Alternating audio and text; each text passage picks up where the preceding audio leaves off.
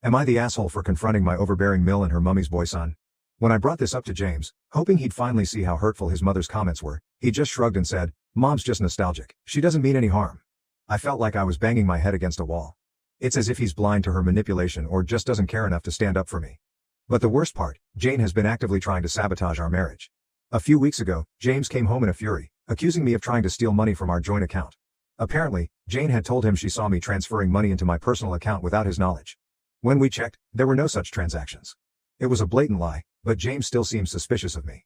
Then there was the time Jane accidentally let it slip to James that she saw me having lunch with a male friend from college, insinuating it was something more. It was purely platonic, and James knew about it beforehand, but Jane's constant doubts have been sowing seeds of distrust in his mind. And recently, Jane even went as far as planting one of James's ties that wasn't mine in our bedroom, suggesting to James that I might be having an affair. It took a lot of convincing and going through old photos to prove that the tie belonged to James and that Jane must have planted it. Update.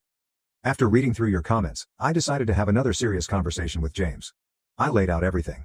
How his mother's behavior was affecting me, the underhanded comments, the sabotage attempts, and how I felt like he wasn't supporting me. I made it clear that our marriage was at a breaking point and that we needed to take action if we wanted to save it. James was surprisingly receptive this time. He admitted that he had been blind to how much his mother's actions were hurting me. He agreed that we needed to set boundaries with Jane and that we should try couples therapy to work through these issues together. We started couples therapy last week. The therapist helped us communicate more effectively and James promised to start standing up for me and to prioritize our marriage. But then, Jane found out about the therapy. She was furious. She called James, crying and accusing me of trying to drive a wedge between them. She even went as far as saying I was manipulating him and trying to brainwash him against her.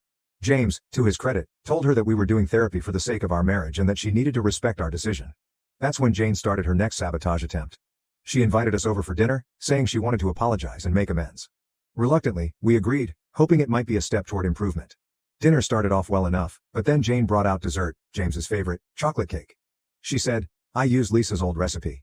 She used to make this for James all the time. Remember, dear?" I could see James tense up, but he didn't say anything. As we were leaving, Jane pulled me aside and whispered, "You'll never be as good as Lisa, you're just a placeholder." I was furious but didn't want to cause a scene. Instead, I told James what she said as soon as we got home. He was livid.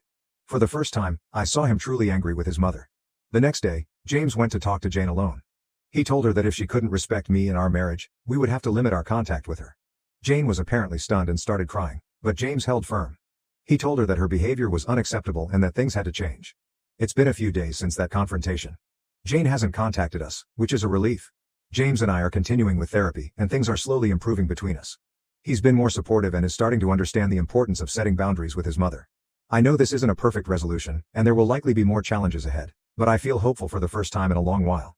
It's a small step forward, but it's a step nonetheless. Thank you again for all your advice and support. It's been a difficult journey, but knowing I'm not alone has made it a bit easier to navigate.